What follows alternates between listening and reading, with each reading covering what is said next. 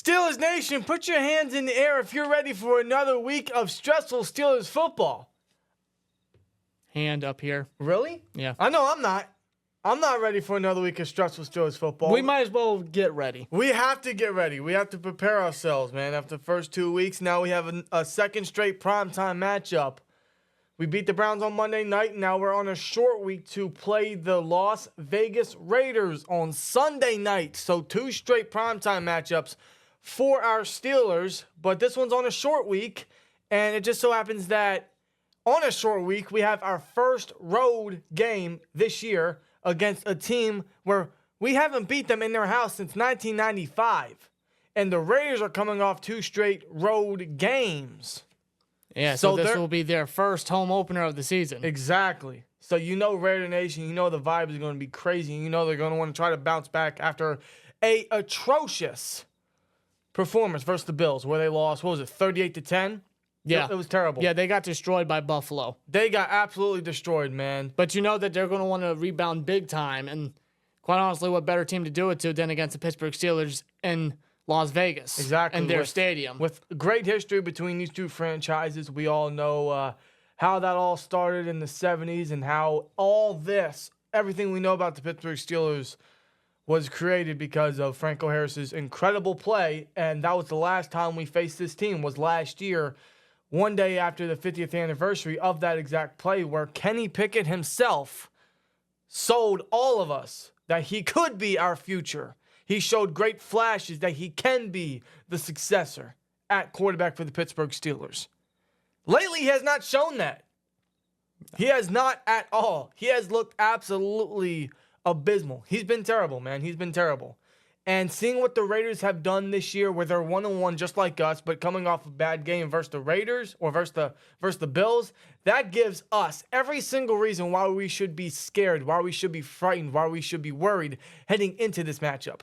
Not just because we typically play down to our competition, not just because it's our first road game and it happens to be versus the Raiders, but after something like that and seeing how we've been performing lately and just based on history, history was on our side on Monday night, but now we're going to have to fight against history on Sunday night. Yeah.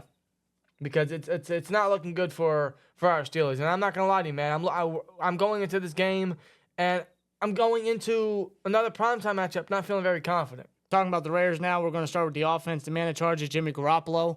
We all know how he is. He's just the middest of the mid, pretty much a bridge quarterback all his career pretty much. You want to talk minutes of the mid? This is the battle of the mid.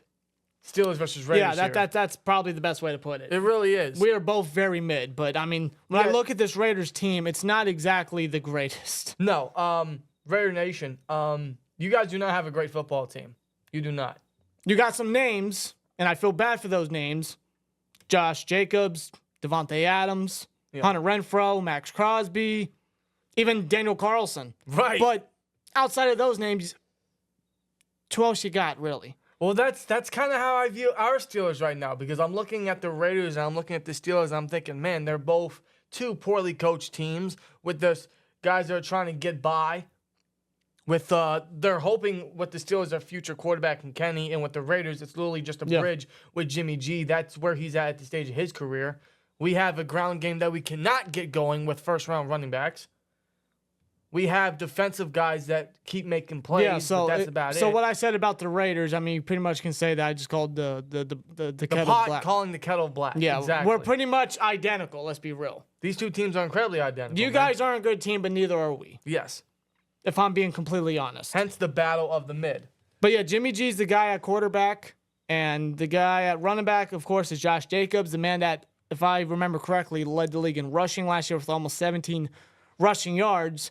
He has not had a great start within the first 2 weeks. He doesn't even have 50 total yards. No, 28 carries for 46 yards, 0 touchdowns. He is barely averaging 2 yards per carry. It's terrible. In fact, that reminds me a lot of Najee whenever he tries to run the football. That reminds us a lot of when we try to run the football. Very unsuccessful. Incredibly unsuccessful. Yeah. It's actually pretty poor. It just reminds us a lot of our just failures on offense. It's terrible, man. And that's where the similarities kind of start between these two teams, man. But if there is a game where Josh Jacobs can break out, if there is a game he could bounce back and really start getting this season rolling as he's still battling for a contract, right? It is this game because despite 6 sacks, despite 4 turnovers, despite 2 interceptions, the Steelers defense... 2 defensive touchdowns. 2 defensive touchdowns. The Steelers defense still cannot cover, they can't tackle, and they cannot, for the life of them, stop the run. No. And when you look at this Raiders offense, yes, Jimmy G is the guy. He's the quarterback. He's the bridge. But Devontae Adams is still arguably the best wide receiver in football. One of the most dangerous route runners, one of the best wide receivers of this generation. He is that good. He is that dangerous. We feel bad that he left Green Bay for L.A. to go with Derek Carr, only for Derek Carr to leave for New Orleans a year later. And now he's stuck with the Raiders with Jimmy Garoppolo. And Josh McDaniels as a head coach. Yeah. Not good. Not good. But they have Devontae Adams, which is a massive X factor. That's one of their core guys. And Josh Jacobs. Those are the 2 prime playmakers on that offense.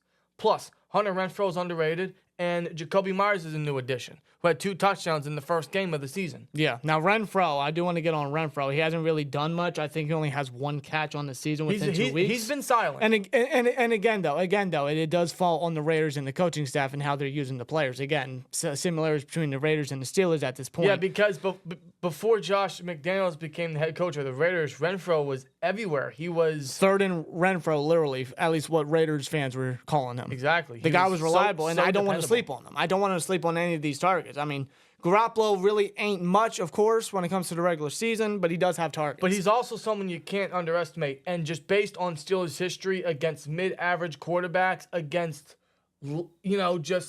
lesser quarterbacks, right? Or typically against backup quarterbacks. Yeah. They underestimate them. And they typically have a very decent game against our defense for some reason. And our secondary has just not been good. It has been terrible. Pat P just looks burnt out. He looks his age, and Levi Wallace is absolute trash. I'm really hoping Joey Porter Jr. starts seeing some extra reps. Yeah. And he needs to. And I don't know if Minka Fitzpatrick's going to be playing because he's been dealing with a chest injury since Monday night. He didn't participate yet in practice. So fingers crossed everything's going well this week and he can play for Sunday Considering night. It's on a short week, I mean, that's really... I know, man. We're not looking good right now. No. We're not looking good right now with our schedule and our injury situation and the way this team is. Heading into this Raiders game, this Steelers team needs to just knock off the bullshit. They need to step it up here because... If you play down, if you do something similar to what you did the last 2 weeks versus the Raiders, there is exactly every reason everyone should be concerned. Everyone's saying, oh, well, we faced 2 really good teams. We faced the best team in the league in the Niners. We faced 2 top 5 defenses, right? And let's see what we can do against a mid-average team in the Raiders. Well, if they perform the exact same way, then there is every reason to overreact. There is every reason to be concerned. Yeah. But this is the type of game that the Steelers would typically play down at. I don't want to say it's a trap game because it's too early for that, but it does have the makings of a trap game because we're on the road. We're at the Raiders Stadium where we haven't beaten them since 1995. The Raiders always play us tough. They always have our number. We have a bridge guy in Jimmy Garoppolo going up against, and they're coming off a terrible loss. Yeah. A blowout loss. So everything that you're looking at gives us every reason to be a little concerned heading into this game. It gives you every reason to think this could be a typical trap game for the Steelers, even though it's early to say that, but it does have that vibe. It has that feeling already into the season. So going into this game, I'm a little worried because, again, the defense still can't, outside of the plays they made, they still can't stop anything on defense, and the offense can't get nothing going. Yeah, well, to the defense, outside of the pass rush, the defense really ain't much. The pass rush is going to have to come up big again for a 3rd straight week. Yes. They're going to have to come up big against a Raiders offensive line that doesn't have a lot of name value, but I don't think they've given up a sack yet this season. No. So the pass rush is definitely going to have to come in need. Watt and Highsmith and guys on the front 7, they're going to have to come up big. Yeah, we're going to have to get to Jimmy G and force him to make mistakes. We are. But I think the game plan is simple for the Raiders, man. You feed Jacobs, and if we can't stop anything, they're just going to keep feeding the guy. Yeah, exactly. Because that's been the game plan for opposing offenses for years now, and it's always worked because we can't fix anything. We haven't fixed anything. No. We've added people, but to no avail, to no great result. And it's happening again, especially with our injuries. Yeah. It's unfortunate. And unfortunately, it's hard to not look elsewhere when you preview this game, when you look ahead into this game. Yeah. The offense can't do anything. As a matter of fact, no reason to anticipate any change or any improvement in this game from the Steelers offense. There's nothing. We are the only offense in the NFL to not have a first down in the first quarter. Are you kidding me? Yeah. We had -7 yards in the fourth quarter last week versus the Browns, and we still won. Why? Because the defense scored more touchdowns than our offense. Yeah. And we're going to need the exact same result this week, because I want to ask you guys a general question and let us know in the comments, man. Do you trust this offense? Do you believe in this offense? Well, it's funny that you asked that because I'm actually going to pop up a picture right now. The passing and rushing efficiency in 2023 within the first 2 weeks. If you look down at the bottom left, the Steelers are alone right there. Talk about social distancing. Holy shit. We all know the offense is bad, but this is a different kind of bad. This is bad. That's actually fucking sad.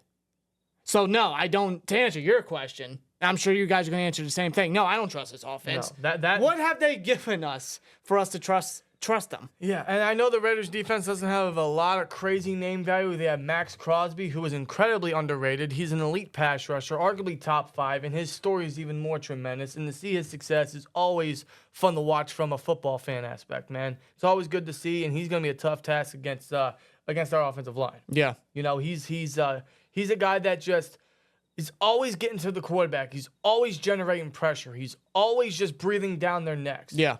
That's how intense he is. That's how quick he is off the line, man. He has an array, an arsenal of pass rush moves just to try to make any play he can. He is that dangerous. Yeah. He is. Crosby is a beast. He is a beast, man. And they drafted Tyree Wilson, 7th overall, opposite beside him because Chandler Jones is on the non-football related injury list, I believe. Non-football illness list, I believe. List, yes. Yeah, dealing with a personal issue. I think we all kind of have an idea of what's going on between Chandler Jones and the Raiders, considering what's been reported on social media the past couple of weeks. Right, exactly. So, but other than that, I mean, their interior guys aren't really anything crazy. They have Robert Spillane, former Steeler. He is their starting linebacker. He's their leading tackler of the season thus far. He's the man in the middle. And he is a very serviceable linebacker. He really is. Obviously, he has his weaknesses. Us as Steelers fans know that more than anybody, which means the Steelers game planning against them need to exploit that, right? Yeah, the Steelers should know Robert Spillane better than anybody. Because they grew him from the ground up, from practice squad to special teams to starting to rotation for years. So you know his strengths and his weaknesses. So exploit his weaknesses. And the problem was when he was with the Steelers, you still put him in roles even though you knew his weaknesses. So we have to match up against his weaknesses. But will we do that? That includes coverage. That includes getting Muth involved finally. Yeah, seriously. Because at this point, he might be on a milk carton. Missing. Start using the running game, dude. Start running up the middle. Their interior guys in the middle of that front seven, in the middle of that defensive line, can't really clog holes. They really can't fill the gaps, man. So we got to start getting the ground game going. We got to get Najee and we got to get Warren going, man. And there's no reason to shy away from it. The last 2 games, man, outside of when we got truly blown out, there was no reason to shy away from the run game. I know it's not very successful. I know we don't have great success when we try to do it, but that doesn't mean run away from it. It doesn't mean ignore it. Especially with Kenny Pickett, man. You know what that still means? Still looking terrible but his first 2 games. You know what that means? If something's not working, draw up new plays. Figure out a way to fix it. Yeah. It's that simple. Exactly. If it's not working, fucking fix it. But outside of that, their secondary, I know they got Trevon Mohrig, who they drafted a couple years back. Marcus Peters is their corner, one of their starting outside corners. I'm surprised he's still even starting. Yeah. He was always overrated. We game planned him a bunch of times when he was with the Ravens, so Hakuna Matata when it comes to Marcus Peters. Literally Cero Miedo. No fear, no worries when it comes to that guy. Yeah. In fact, we get to see Pickens versus Peters once again, man. It's like the AFC North rivalry from last year is meeting up once again. And you got to favor George Pickens, especially since he's coming off a career game. Yeah. Pickett in the offense should have an idea exactly on who to target. Yeah, exactly. Who to focus on. So game plan around Pickens, continue to get him involved, continue to give him the ball, right? Just continue to game plan around Pickens, and even more so in the passing game. Get Freiermuth involved, especially since he's going up against Spillane. Definitely want to, take that advantage and get the ground game going. But even that is a lot to ask. I think that's asking too much of Matt Canada, man. I think that really is. And until he's gone, there's no reason to expect any improvement. So when we look at this game, when we look ahead at this game, man, it's sad that we kind of already picture a repeat of the last 2 weeks. Yeah. Now, yes, you guys might be right. We faced two really good teams. We got that out the way, but at the same time, what does that say about us if we have a good game against the Raiders but can't do anything against the elite teams, against the good teams? It speaks pretty bad about the team, if you ask me. It does. I suppose if they show some sort of improvement, I'll take it. But I figured, there's no excuses this year. I don't care who you're facing. You got to show up in some form or fashion. Yeah. And when you don't, it's super underwhelming. So regardless, show some improvement somehow, some way. I'm not really banking on that. I'm not at all. But show some improvement, and hopefully we can walk out with a dub, man. But it's going to be hard to do so because we're on a short week. We have our first road game of the season as the Raiders have their first home game of the season. Again, the Raiders have our number. They always play us tough, and we don't have any luck against Vegas, against the Raiders in their house. So the last 2 times we faced them, which was the last 2 years, it was in Pittsburgh, and we beat them both times.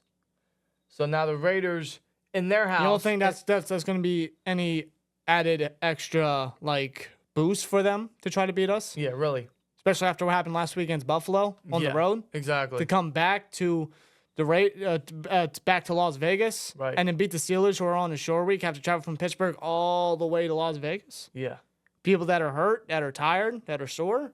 The Raiders are going to take advantage of that. Exactly, man. Why wouldn't they? Especially seeing how these defenses played out and the playmakers they have on offense. They're going to want to try to get them involved. They're going to try to make some big plays and start using Jacobs on the ground game and trying to get some success over there somehow, some way. All I can say is just get ready and be ready. Man, it's just, I don't know, man. We're hoping that we can get a dub some way, somehow, but we're heading into this game not expecting much change or much improvement. We're not really feeling that confident. No, man. We're heading into this game. We're looking into this game as it's going to be a repeat from what we saw on Monday night versus the Browns, or what we saw a couple Sundays ago versus the Niners. A similar performance. And it's another primetime matchup. But we're hoping the Steelers don't fuck around. We hope the Steelers don't do the bullshit. And we hope they actually step up on the road. But we got the Raiders. It's going to be it's a classic rivalry. It should be another one of those gritty battles between these two teams, as it normally is. It's always tough. It's always close. It might be like last year where it comes down to the wire. It could be like last year where hopefully, fingers crossed, Kenny Pickett can show some substantial growth and show us what he did last year and showed us that he can be the successor. Show that potential. If there's anything I really want to see in this game, is growth from Kenny Pickett, most importantly. Yeah. Most importantly, he has to.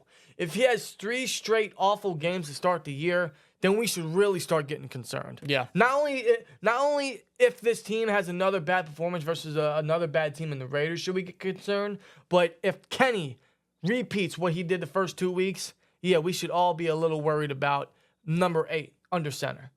We should be. So Kenny Pickett cannot afford to have another terrible game. No, he can't. This is a big game for Kenny Pickett. He needs to come in here and step it up. He needs to make the right throws. He needs to hit his targets. He needs to make his reads. He needs to act composed and comfortable in the pocket like he did in the preseason. Kenny needs to step up big time in this game. If there's one thing I really want to see in this game outside of a dub is progress from Kenny. Yep. That is most important. And please be careful with the turnovers, man. It's hurt us. It's going to continue to hurt Kenny. It's going to continue to hurt his confidence. So Kenny, most importantly, needs to step up. We're all rooting for him, but he needs to show it. He needs to step it up. He needs to come and play come Sunday night. It's in prime time. He needs to step it up. Under the lights once again. And so does this entire team. This offense needs to step it up. This defense is definitely going to have to step it up with some playmakers they're going up against. We're hoping the pass rush can get to Jimmy G and we can create a lot of more turnovers and maybe even score another 2 touchdowns on defense. I don't know. But that might be what's going to have to be needed to get another victory if this offense doesn't want to improve, which I think we all agree we don't expect much. But we all, at the end of the day, root for our Steelers and hope for a dub. Here we go, Steelers. Let's get a dub. Let us know your guys' thoughts down below. How you guys feeling about this game? How you guys feeling about Kenny and the offense and the defense against the Raiders? It should be a good one. We'll be live for the game. It should be fun. It's definitely going to be stressful Steelers football once again. But As always. But see you in the next one. And as always, like, comment, subscribe, and we'll see you later. Peace!